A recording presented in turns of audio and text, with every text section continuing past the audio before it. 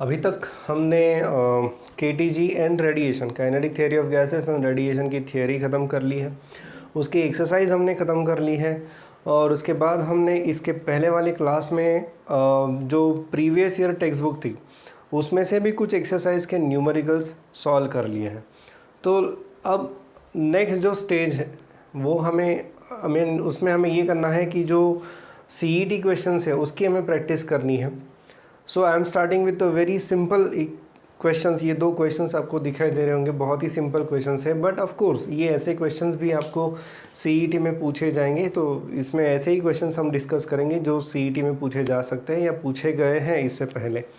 सो यहाँ पे जो पहला क्वेश्चन आपको दिखाई दे रहा है, the gas equation PV/2 is equal to RT, V stands for, और कुछ चार ऑप्शन दिए वो मैंने लिखे नहीं है क्योंकि सॉल्यूशन के लिए मुझे जगह चाहिए।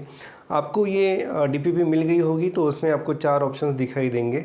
सो सबसे पहले PV/2 is equal to RT, इस इक्वेशन को हम ज़रा प्रॉपर तरीके से यानी आइडियल इक्वेशन ऑफ गैस के फॉर्म में लिखते हैं तो हमें मिलता है PV is equal to 2RT which can be compared with PV is equal to nRT। तो अगर मैं कंपेयर करता हूँ so n is equal to 2 हो जाता है, n इज इक्वल टू 2, यानी ये जो इक्वेशन है this is applicable for volume equal to. अब देखो यहाँ पे जो ऑप्शंस दिए हैं वो मैं पढ़ रहा हूँ। पहला ऑप्शन है volume of 2 grams of gas, दूसरा है volume of 2 moles of gas, and C volume of 1 mole of gas, and option D is volume of 1/2 mole of gas। यहाँ से क्लियरली दिखाई देता है कि n is nothing but number of moles। So this volume V stands for volume of 2 moles of gas। तो इसका जो answer है इस क्वेश्चन का वो आंसर है B। So इस तरह से हमने starting equation PV is equal to nRT से शुरुआत की। अब आप दूसरा क्वेश्चन देखोगे जो यहाँ पे लिखा है, ये क्वेश्चन भी इसी तरह का है बट जो ऑप्शंस दिए गए हैं वो थोड़े से अलग टर्म्स में उन्होंने दिए हैं। तो फिर से जो इक्वेशन उन्होंने दिया है PV is equal to RT, in that V stands for volume of, ऐसा क्वेश्चन है, V stands for volume of. ये इस तरह का ये क्वेश्चन है, ये ऊपर भी आपको क्वेश्चन दिखाई दे रहा होगा और आपके पास भी ये क्वेश्चन होगा। So please keep your DPP ready while watching this video. So इसके जो ऑप्शंस है वो है एन अमाउंट ऑफ गैस, बस एक ऐसा ही ऑप्शन दे दिया, 1 gram mole of a gas, 1 gram of a gas and 1 litre of gas. ऐसे चार ऑप्शंस उन्होंने इस क्वेश्चन के लिए दिए हैं। सो अब क्या है ये वो देख लेते हैं। सबसे पहले हम देख लेते हैं कि क्या है यहाँ पे PV is equal to RT। So PV is equal to 1RT, ऐसा मैं गिवन इक्वेशन को लिख सकता हूँ। So here again comparing with PV is equal to nRT, so n is equal to 1। तो गैस का जो वॉल्यूम है वो 1 मोल गैस है। तो 1 मोल गैस यानी कितना, अब जैसे इसमें क्लियर ऑप्शन दिए थे कि नंबर ऑफ मोल्स इज़ 2, वैसे यहाँ पे क्लियर ऑप्शन नहीं दिया है कि number of moles is 1, but यहाँ पे दिया है कि 1 ग्राम मोल ऑफ गैस। सो 1 मोल यानी 1 ग्राम मोल ऑफ गैस। सी 1 ग्राम अलग है एंड 1 ग्राम मोल अलग है। 1 ग्राम मोल यानी 1 mole of gas and only 1 ग्राम यानी इट्स मास इज एक्चुअली 1 ग्राम। सो ये डिफरेंस है। तो इसका जो आंसर है that is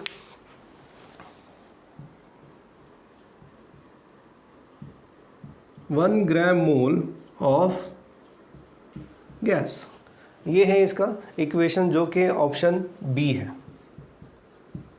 now next will go for question number 3 and 4।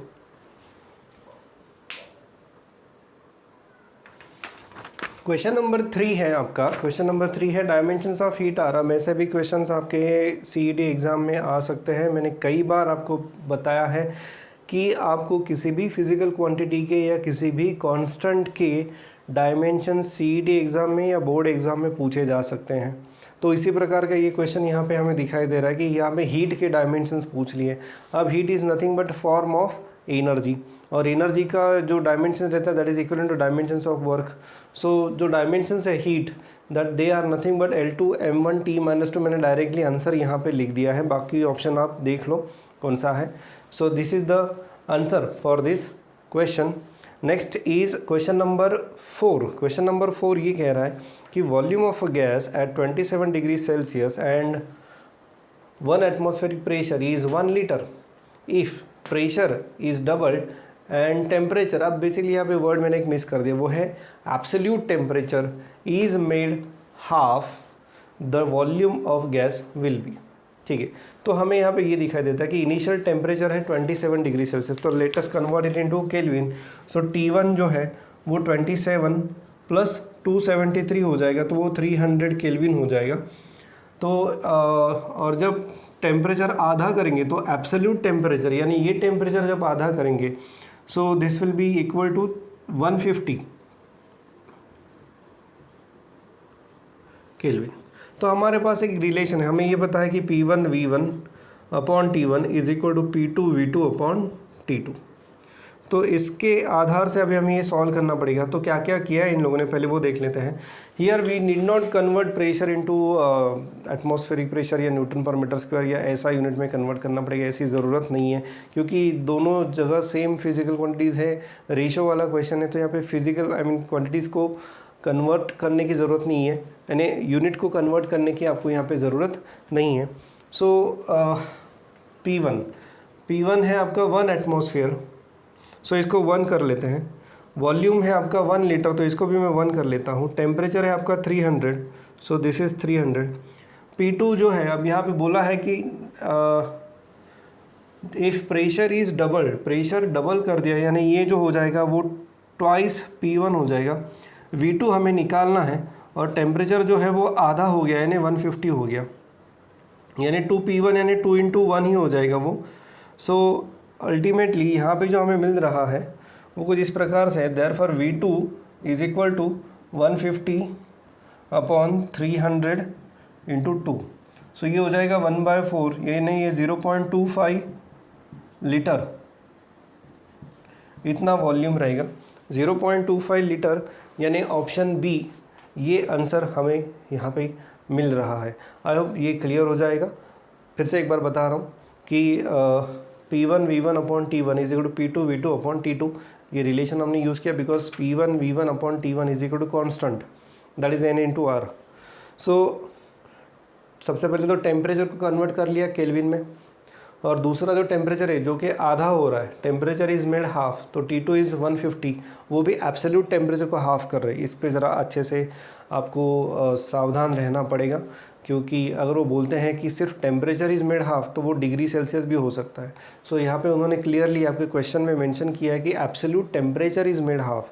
So absolute temperature यानी केल्विन टेम्परेचर, उसको आधा कर दिया तो ये हो जाएगा 150। तो ये सारी वैल्यूज़ हमने यहाँ पुट कर ली। सो P1 V1 1 atmosphere 1 litre, temperature 300। P2 जो है वो डबल हो गया इसलिए 2 × 1, V2 निकालना है हमें और ये टेम्परेचर आधा कर लिया हमने। बस कुछ नहीं, वैल्यूज़ निकाल लिए, वैल्यूज़ को शिफ्ट कर लिया उधर, और आपको जो वॉल्यूम यहाँ पे मिल रहा है that is nothing but 1/4 litre यानी 0.25 लीटर। ये क्वेश्चन नंबर 4 था। Next is question number 5। अब क्वेश्चन नंबर 5 क्या कह रहा है, 8 gram of oxygen and x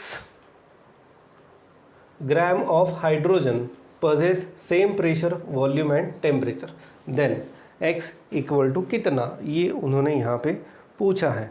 so let us find out क्या क्या सेम है, प्रेशर भी सेम है, वॉल्यूम भी सेम है, टेम्परेचर भी सेम है। यानी हम यहाँ पे लिख सकते हैं कि PO VO upon TO is equal to PH VH is equal to TH, ये ऐसा दिया है। इसका मतलब बट ये होता क्या है, POV PV/T ये होता है RT, अब sorry N × R, this is nothing but N × R। सो इसका मतलब ये हो रहा है यहाँ पे सीधा सीधा है कि यहाँ पे दोनों के जो नंबर ऑफ मोल्स है वो सेम है, नंबर ऑफ मोल्स दोनों के सेम हैं, तभी तो ये इक्वल हो सकते हैं। Because this is nothing but N × R, R is gas constant, तो वो गैस के हिसाब से चेंज नहीं होगा, it will remain constant, it's value is constant. So change क्या होगा, सिर्फ N चेंज होगा। सो यहाँ से ये पता चल रहा है कि अगर PV/T ये सेम है दोनों गैसेस के लिए, इसका मतलब दोनों गैसेस का नंबर ऑफ मोल जो है वो सेम है। अब नंबर ऑफ मोल यानी क्या, अब यहाँ पे दिया है 8 ग्राम ऑफ ऑक्सीजन, तो 8 ग्राम, तो number of moles of oxygen let NO is equal to NH, number of moles of oxygen is equal to number of moles of hydrogen. So NH जो है अब वो देख लेते हैं। अब NO कितना है आपका, NO is number of moles of oxygen given mass upon molar mass. So ये आ जाएगा 1/4। So NH is 1/4। पर आपका जो हाइड्रोजन है उसका कितना मास है, हमें ग्राम में आंसर निकालना है, हमें नंबर ऑफ मोल्स नहीं चाहिए। नंबर ऑफ मोल्स हमने निकाल लिए, इट इज़ 1/4। पर हमें यहाँ पे निकालना है बेसिकली उसका मास, कितने ग्राम का हाइड्रोजन हमारे पास है। So in that case again molar mass of hydrogen यानी given mass, let m be the given mass of hydrogen, यानी जो कि है x is the given mass and molar mass is 2। So x/2 is number of moles. So number of moles हमारे आ गए, that is 1/4। So that's why x is equal to 2/4 and that is equal to 1/2 gram. सो ये answer है आपका 1/2 ग्राम। Fifth का answer दिया है ए। हमारा जो ऑप्शन यहाँ पे मिल रहा है वो है ए। सो ये था क्वेश्चन नंबर 5 का डिस्कशन। दोनों क्वेश्चंस लगभग सेम कंसेप्ट पे थे, ideal gas equation PV is equal to nRT के ऊपर। फिर से बता रहा हूँ, यहाँ पे in this case this represents n into R। R को भी अगर आप सेम रखो तो R दोनों के लिए सेम है। So overall PV/RT that represents number of moles. तो अगर ये PV/T दोनों गैसेस के लिए सेम है, यानी दोनों गैसेस के नंबर ऑफ मोल्स सेम होने चाहिए, तो पहले हमने नंबर ऑफ मोल्स निकाले। नंबर ऑफ मोल्स से हमने फिर गिवन मास यानी जो x ढूंढना था वो हमने डिराइव कर लिया है। Next is question number 6।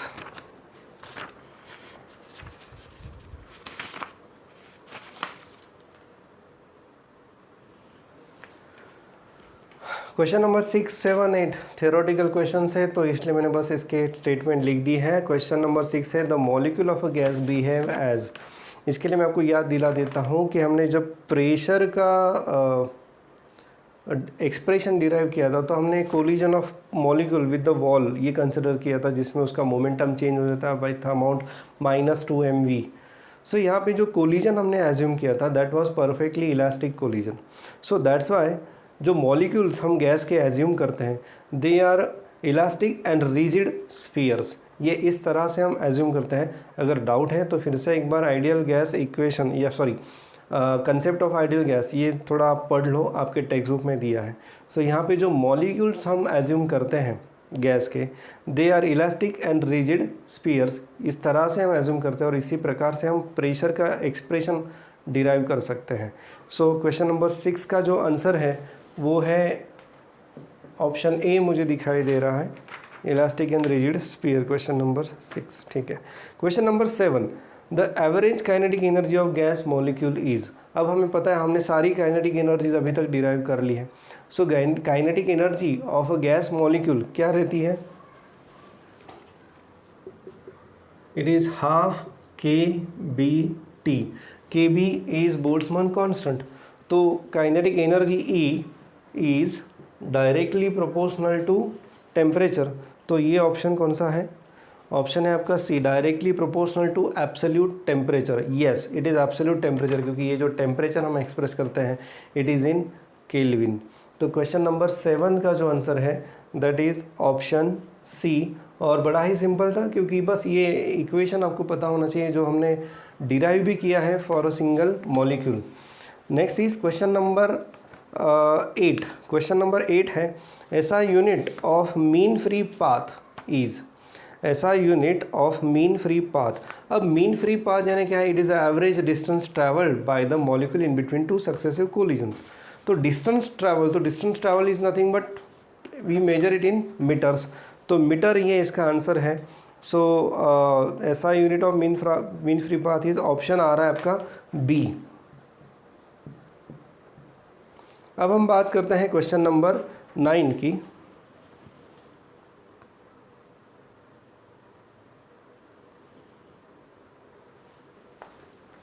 Question number 9 कुछ इस प्रकार से है, लिखा है यहाँ पे, if the density of air at NTP is 1.25 kg per meter cube, then RMS velocity of molecule at NTP will B.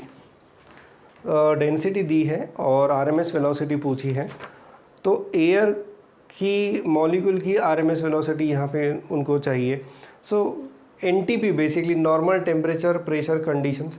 सो यहाँ पे जो टेम्परेचर हम लेंगे that is 27 degree Celsius, that is equal to 27 plus 273 kelvin. ये temperature हम यहाँ पे consider करेंगे। So this is nothing but 300 kelvin. Next है pressure. So will take pressure as 1.01 into 10⁵ pascal या फिर न्यूटन पर मीटर स्क्वायर। सो ये pressure हम लेंगे। Even we can take 10⁵ only, क्योंकि हमें अगर कैलकुलेशन थोड़े फास्ट करने हैं, अप्रोक्सीमेशन करना है, सो हम यहाँ पे प्रेशर को 10⁵ भी ले लेंगे। तो टेम्परेचर पता है, प्रेशर पता है और डेंसिटी भी पता है। So do we have any expression for pressure in which we have density and RMS velocity, क्योंकि यहाँ पे हमें RMS वेलोसिटी निकालनी है। सो RMS वेलोसिटी अगर निकालनी है तो सबसे पहले प्रेशर का कौन सा इक्वेशन है वो देख लेते हैं। सो प्रेशर का जो इक्वेशन है हमारे पास वो है 1/3 N/V mv बार स्क्वायर। अब ये मैंने पहले भी डिस्कस किया है, फिर से एक बार मैं बताता हूँ यहाँ पे डेंसिटी हम कैसे लेंगे। ये है टोटल नंबर ऑफ मॉलिक्यूल्स और ये है mass of molecule. So total number of molecules into mass of single molecule will give you total mass of that gas. So ये हो जाता है P is equal to 1/3 capital M upon V bar square. ये V bar यानी RMS velocity of gas molecules. ये V है, ये volume of a gas. अब मास अपॉन वॉल्यूम क्या देता है? मास अपॉन वॉल्यूम आपको देता है density of a gas. So P is equal to 1/3 density rho V bar square हो गया। अब हमें जो इन्फॉर्मेशन चाहिए थी अब यहाँ पे हमें अवेलेबल है। So V bar square is equal to 3P by rho. So 3 into 1.01 into 10⁵ divided by density जो है आपकी, डेंसिटी यहाँ पे दी है 1.25। सो ये V बार स्क्वायर है। तो ये जो V बार स्क्वायर है वो हमें मिलता है लगभग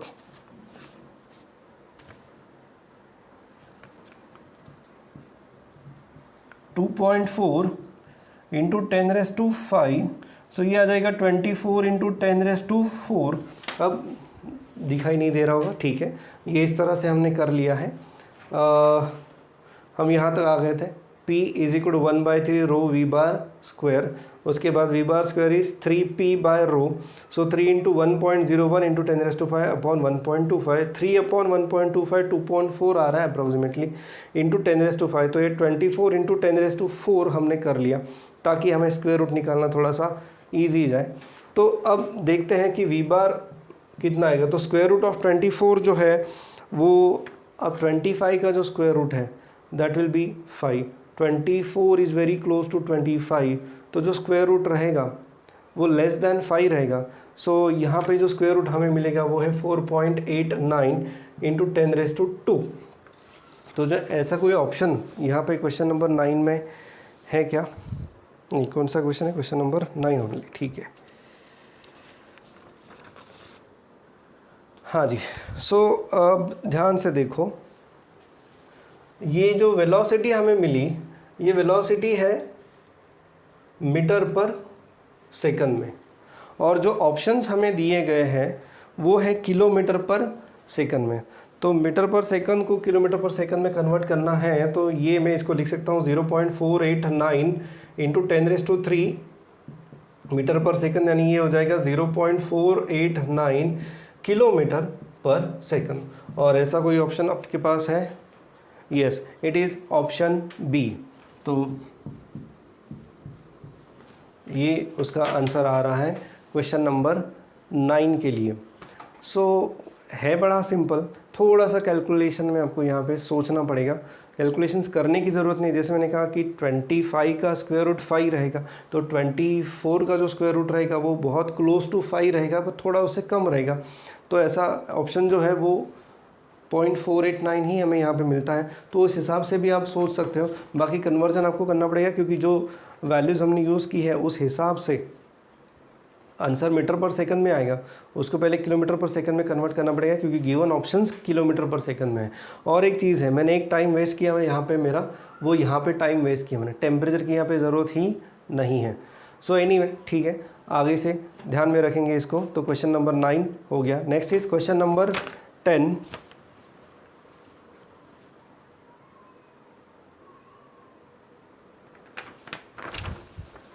क्वेश्चन नंबर 10 है, if RMS velocity of gas at NTP is 460 metre per second, RMS velocity at one temperature is given 460 metre per second, then RMS velocity at 127 degree Celsius will be। अब NTP यानी हम generally NTP लेते हैं, जैसे पहले भी लिखा था मैंने यहाँ पे 27 डिग्री सेल्सियस, ये हम NTP का टेम्परेचर लेते हैं। सो first temperature T1 is 27 degree Celsius, that is 27 plus 273, that is equal to 300 Kelvin। और इस वक्त जो वेलोसिटी है उसको मैं V1, RMS वेलोसिटी जो है वो है 460 metre per second. I hope it is metre per second, yes it is in metre per second.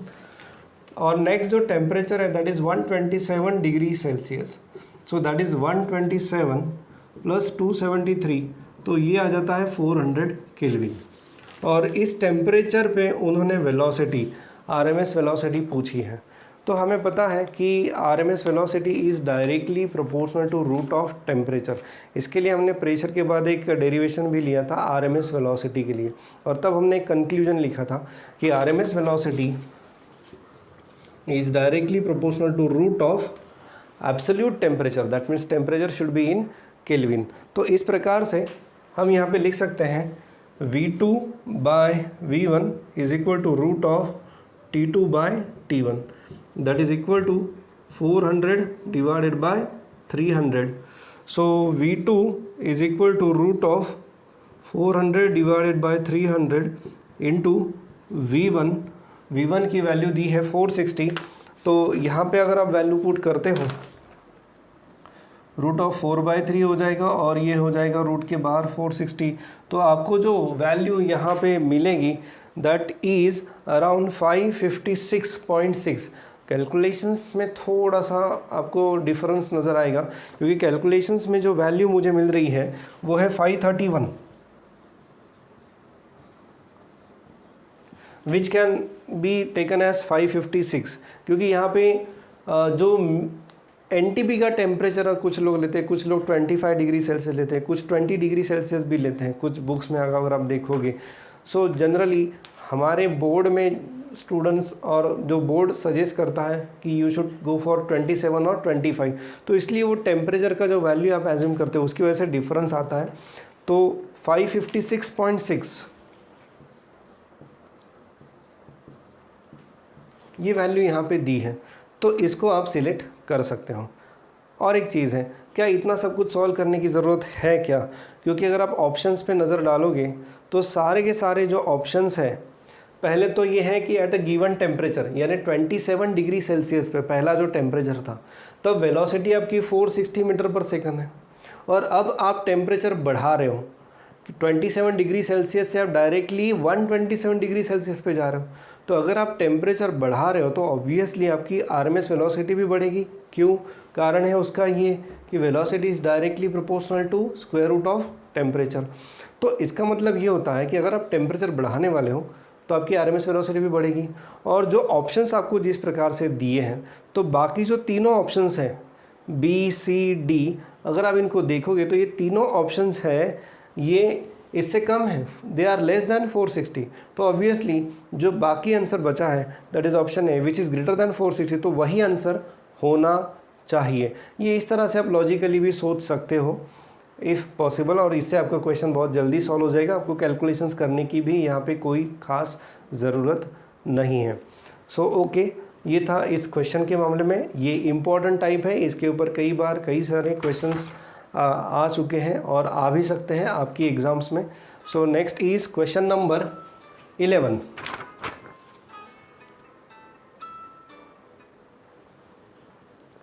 Question number 11 है 4 molecules of a gas have speed 1 kilometre per second, 2 kilometre per second, 3 kilometre per second, 4 kilometre per second, then RMS speed of a gas molecule is. अब यहाँ पे RMS speed पूछी है, बहुत ही simple है। RMS speed का जो एक इंट्रोडक्शन मैंने दिया था प्रेशर के डेरिवेशन से पहले, तो वो कुछ इस प्रकार से था। RMS speed can be given as VRMS is V1 square plus V2 square plus plus plus Vn square divided by n। ये मैंने आपको बताया था RMS वेलोसिटी के लिए, where V1 is the velocity of first molecule, V2 is velocity of second molecule, Vn is the velocity of nth molecule divided by total number of molecule, और इसका फिर से स्क्वायर रूट। ये एक general expression मैंने RMS velocity के लिए आपको बताया था।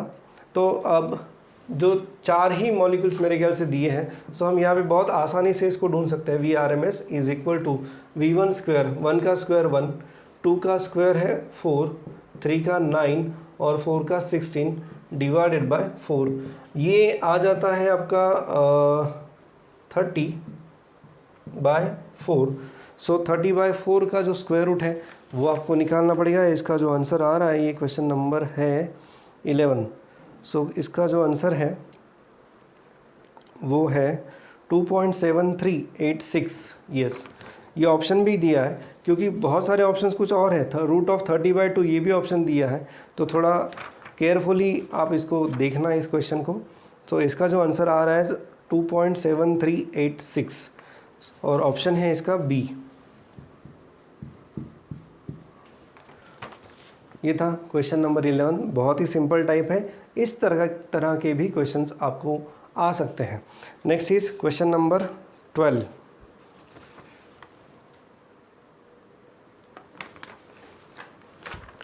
क्वेश्चन नंबर 12 फिर से एक बार एक रिपीटेशन आ गया, हम ऐसा बोल सकते हैं, सिमिलर टाइप का ही क्वेश्चन है। देख लेते हैं क्या है। If the density of gas at NTP is 0.178, gas की डेंसिटी दी है kg पर metre cube, then RMS speed of gas molecule at NTP is, और यहाँ पे देख लो कि प्रेशर ऑलरेडी गिवन है, P इज 10⁵, यानी वो 1.0110 इंटू 10⁵ लेने की ज़रूरत नहीं है, उससे आपके कैलकुलेशंस और ज़्यादा सिंपल हो जाते हैं। सो पहले तो प्रेशर का expression in terms of density and RMS velocity अभी मैंने डिराइव करके दिया था, एक बार फिर से लिख लेता हूँ कि pressure is given as 1/3 density into VRMS का स्क्वायर। सो यहाँ पे डेंसिटी दी है, प्रेशर दिया है, VRMS निकालना है। सो VRMS square is 3P/ρ and VRMS is equal to square root of 3 into 10⁵ divided by 0.178। तो ये फिर से थोड़ी बहुत कैलकुलेशंस का मामला यहाँ पे आ गया है। तो देख लो अभी यहाँ पे जो वैल्यूज़ दी है उस हिसाब से इसका जो आंसर आता है। अब सवाल ये है कि क्या इस तरह के कॉम्प्लिकेटेड कैलकुलेशन आ सकते हैं क्या। सो एक आध दो न्यूमेरिकल्स आपके CET एग्ज़ाम में इस तरह से पूछे जा सकते हैं, बट एनीवे ये कैलकुलेशंस आपके ऊपर मैं छोड़ रहा हूँ। और इसका जो आंसर है यहाँ पे क्वेश्चन नंबर 12, सो इसका आंसर है 1306 metre per second, 1306 metre per second. थोड़ा अगर अप्रॉक्सीमेशन आपको करना है कि आप नहीं कर पा रहे और एक CET एग्ज़ाम में आ ही गया, तो 0.178 can be taken as 0.2 approximately, और उसके बाद आप इसे सॉल्व करो तो शायद हो सकता है कि आपके ये क्वेश्चंस यानी कैलकुलेशंस थोड़े और कंफर्टेबल हो जाए आपके लिए और आप आंसर निकाल सको आसानी से। तो ये था क्वेश्चन नंबर 12, 1306 ऑप्शन है आपका ए, क्वेश्चन नंबर 12। अब बाकी जो नेक्स्ट 2 MCQs यहाँ लिखे हैं बहुत ही सिंपल है। ऐसा unit of molar specific heat, ऐसा unit of molar specific heat, molar specific heat यानी amount of heat required to raise the temperature of 1 mole of gas. So obviously energy required to raise the temperature of 1 mole of gas joule per mole bye 1 degree Celsius, तो वह या फिर 1 degree Kelvin, तो joule per मोल पर kelvin. SI चाहिए, SI unit चाहिए, तो degree Celsius नहीं हो सकता क्योंकि SI में यूनिट है टेम्परेचर का केल्विन, तो इसलिए यूनिट है जूल पर मोल पर केल्विन। क्वेश्चन नंबर 14 है the dimensions of specific heat are. ये मोलर स्पेसिफिक हीट नहीं है, ये सिर्फ स्पेसिफिक हीट है। स्पेसिफिक हीट का मतलब है amount of heat energy required to raise the temperature of 1 kg of substance. ये 1 मोल था, ये 1 kg ऑफ सब्सटेंस है बाय 1 डिग्री केल्विन। तो डायमेंशंस पूछे हैं यहाँ पे। सो एनर्जी यानी हीट एनर्जी, मैं इसको क्यों लिख देता हूँ वो तो सिंपल हो जाएगा, upon mass, heat energy required per unit mass per unit temperature, तो T। सो एनर्जी है आपकी m1 L2 T minus 2 divided by ये m1 और ये है T, यानी ये T टाइम है, तो इसको मैं K लिख देता हूँ। तो ये कैंसिल हो जाएगा, ये m0 हो जाएगा, ये L2 T माइनस 2 और ये K minus 1, K is for temperature. तो ऐसा कोई ऑप्शन है आपके पास? L2m1 नहीं, L2m0 T minus 2 K minus 1, yes. इसका जो ऑप्शन आ रहा है वो आ रहा है A। सो क्वेश्चन नंबर 14 का जो आंसर है वो है A। तो इस तरह से question up to question number 14 हमने ये DPP जो है आपकी ये क्लास वर्क है KTG का, KTG एंड रेडिएशन का क्लास वर्क, ये हमने सॉल्व कर लिया है। इसके बाद आपको हम नेक्स्ट लेक्चर में और इसके आगे के क्वेश्चन सॉल्व करेंगे और एक असाइनमेंट आपको मैं दे दूंगा सॉल्व करने के लिए। So that's it for this session.